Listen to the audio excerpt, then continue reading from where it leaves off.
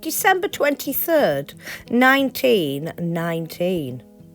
Even in death, she was beautiful. But how did the prettiest girl in Bradford end up dead among the sand dunes near Blackpool? Mrs. Brakes, for she was in fact a married woman, must have felt so excited as her train slowed to a stop at the platform of Blackpool Central Station. Not only was it one of the most magical nights of the year, the eve of Christmas Eve, she was off on an assignation with her handsome and wealthy lover.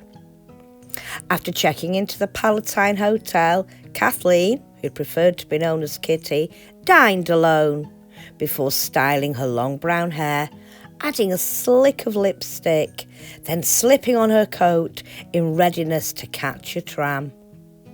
Waiting for Kitty on the coastal road was Frederick Holt, a local man of independent means, the son of a respectable family who'd served Queen and Country in the North Lancashire Regiment. Interestingly, Holt had attempted to take out an insurance policy on Kitty's life, but it was rejected on the grounds of them not being married. This didn't deter him, and it's believed he convinced Kitty to insure her own life, naming Holt as beneficiary. The couple was spotted heading onto the dunes by a tram driver that fatal night. Sadly, Kitty was never seen alive again.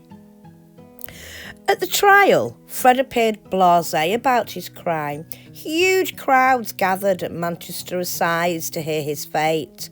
Despite the fact Holt had tried to plead insanity, the judge sentenced him to death by hanging.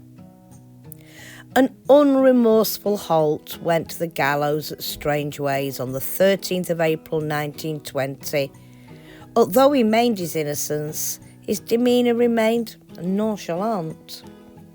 Legend has it Kitty Brakes was never able to rest.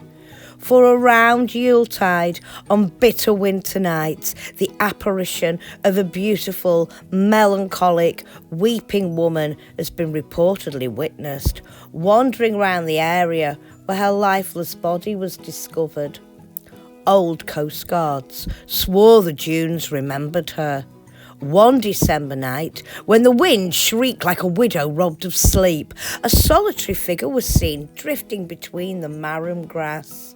She appeared luminous against the ink-dark sand, her long brown hair stirring, though the air was deathly still. Witnesses said she walked as if searching, clutching at her breast, her sobs carried on the salt wind like a funeral psalm. As they watched, transfixed and trembling, she sank to her knees at a hollow in the dunes, lifting her face to the blackened sky in a soundless scream before dissolving into mist, leaving only the stench of cold sand and sorrow behind her. Along the shoreline, where the sea gnaws endlessly at the land, she is said to walk the water's edge, her reflection never matching her movements. Fishermen returning late reported hearing her laughter, soft, brittle, and utterly devoid of joy. She beckons with a pale hand, fingers crooked, although she's inviting companionship, and the air around her is glacial, choking, and heavy with dread.